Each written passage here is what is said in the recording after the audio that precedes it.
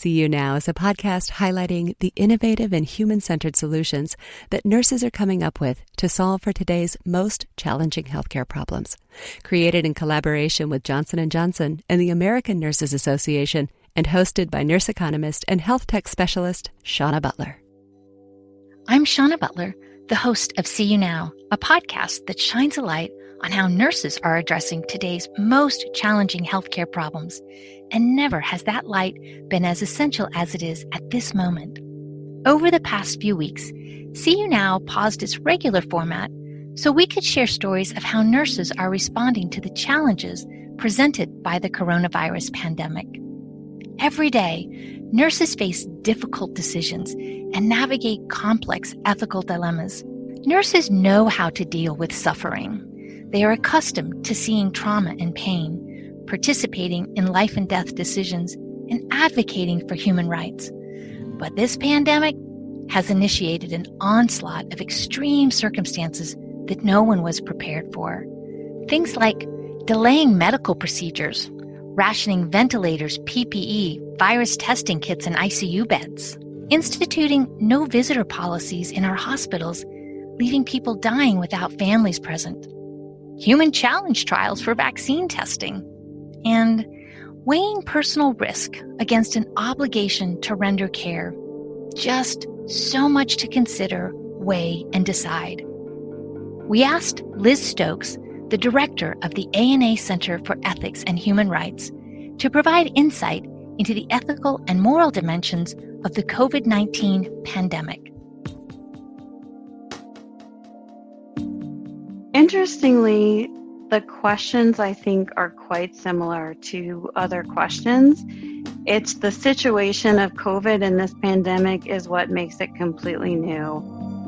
My name is Liz Stokes, and I am the director of the American Nurses Association Center for Ethics and Human Rights.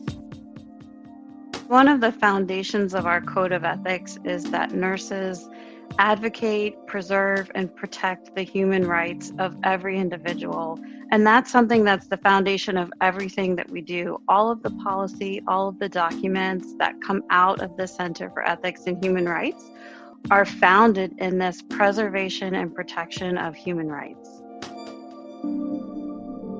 One of the most significant ethical issues that has arisen, and honestly, I don't think we were prepared for this, is how do nurses weigh the risk of their own personal health, their own personal safety, and possibly exposure to their families or their loved ones? How do nurses weigh that risk with their professional obligation to care for patients?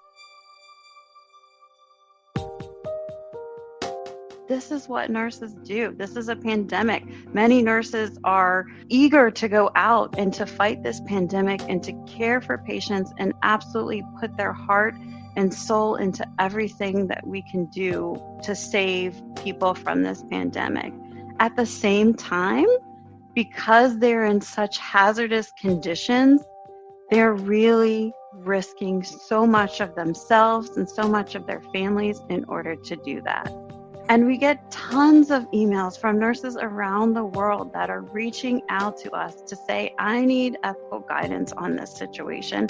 And we can see the themes. We're pulling out the themes. We're pulling out the information where nurses are really afraid to go to work.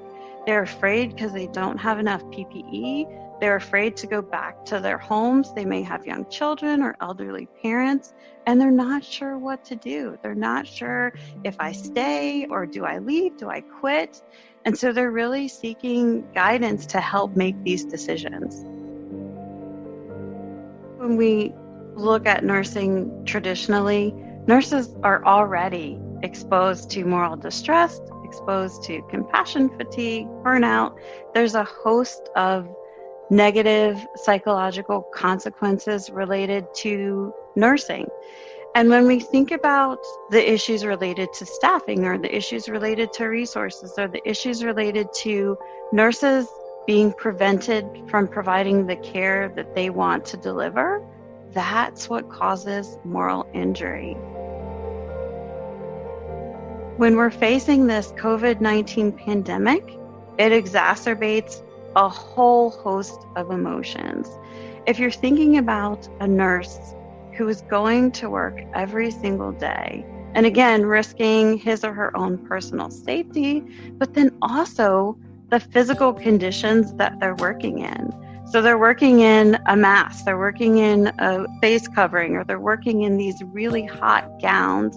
I had a nurse talk to me last week and she said, I was so hot underneath this mask that I had anxiety and I couldn't breathe. And then I thought, oh my God, do I have COVID? So it's like, there's all these components. So you compound all of those physical things with underlying nurses don't get enough breaks. They don't get to have their meals, which is kind of, the traditional nursing issues that happen. So you combine all of that. Now you're wearing a suit.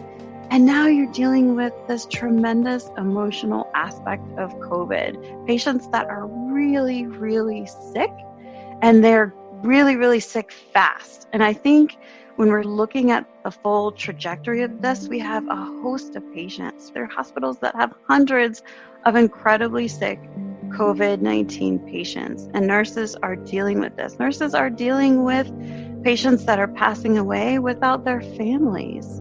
And nurses are there beside the patient at their last breath.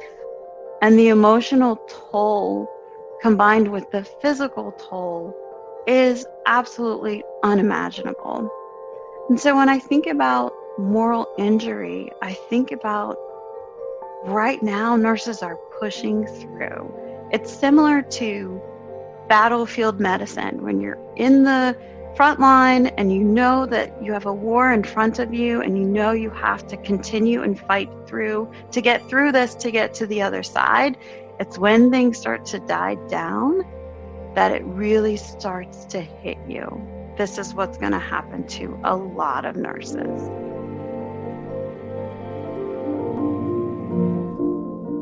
I had a nurse contact me and was feeling tremendous guilt over quitting her job. She felt tremendous guilt because she was leaving her friends and her colleagues. She felt tremendous guilt because she was leaving her patients, but she felt that the risk for her own personal safety and her family, she had young children, was too great.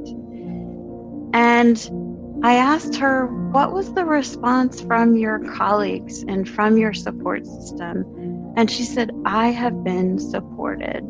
And that is the key message, is that we have to support everyone in these efforts. When we talk about moral injury, we've got to look beyond nurses that are on the front line, right? It's going to be so many other people that are impacted by COVID-19, not just healthcare workers, but the public in general. It is quite emotionally traumatic. This is going to be something that is going to last a long time.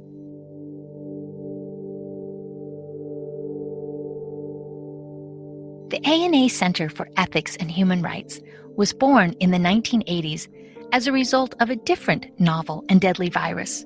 At that moment in time, the world was gripped by the HIV and AIDS crisis and the ethical dilemmas it presented. And as Liz shared, typically, ethical questions and considerations don't really change. What changes are the times, the technology, and our society. What we're increasingly understanding is that innovation isn't solely technology and economics. It's also, very importantly, ethical and social. Advances, as well as disasters, in science, technology, and health have always spawned spectacular innovations and equally spectacular ethical concerns and considerations. And in this era of COVID-19, that pattern is likely to repeat itself. Health innovations like digital contact tracing can help identify transmission risk, but may also intrude on personal privacy. Testing new therapies could lead to a breakthrough in the treatment of COVID-19, while at the same time putting some people's health at risk. Ethics guide us to humanize innovation and increase moral imagination so that our innovation agendas are designed and built around people and communities, serving their needs and preserving their rights and dignity. Ethical and responsible innovation is crucial, but it's not always easy. We're in a complex era full of disruption, that requires careful consideration of multiple factors. Having and following a code of ethics improves our ability to do great and important things that improve and save lives and alleviate suffering. For See You Now, I'm Shauna Butler. Thanks for listening. Johnson & Johnson and the American Nurses Foundation are excited to launch the Coronavirus Response Fund for Nurses. Go to the American Nurses Foundation website to learn more, share, or donate. And thanks.